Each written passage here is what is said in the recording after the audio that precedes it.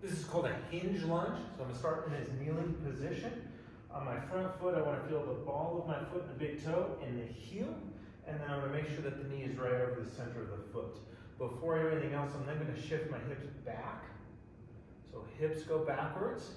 So my torso is leaning forward a bit. That might create a stretch in the front glute. And I'll switch positions so you can potentially see that.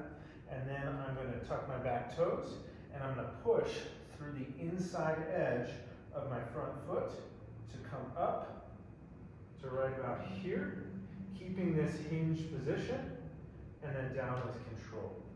On each rep, I want to make sure I don't come forward like that, but I'm keeping this hips back or hinge position, pressing up and back down. If I want to make it more challenging, I can hold a weight here. So I'm going to hold that pretty close to my other leg, shoulder back, hips back, pressing up to right about there.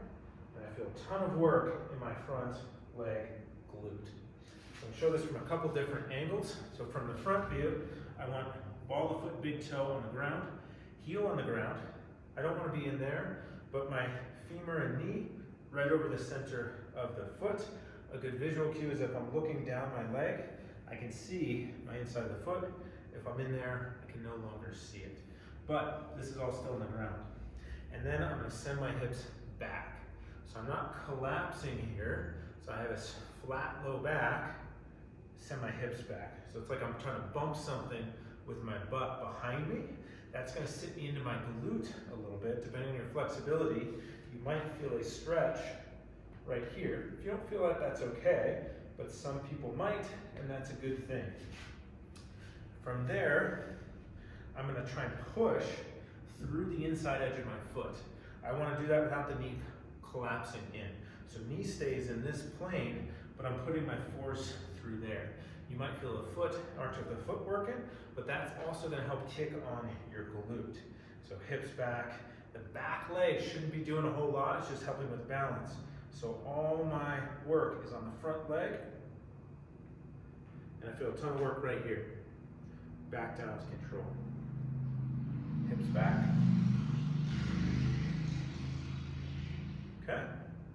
So a couple places where people go wrong with this is number one, as they come up, they straighten all the way up, and then they go down vertical. Now I'm in a totally different position. I'm trying to bias a hinge, which is going to be hips back. All right, so I like to start from the bottom, get the hips back, and then press up.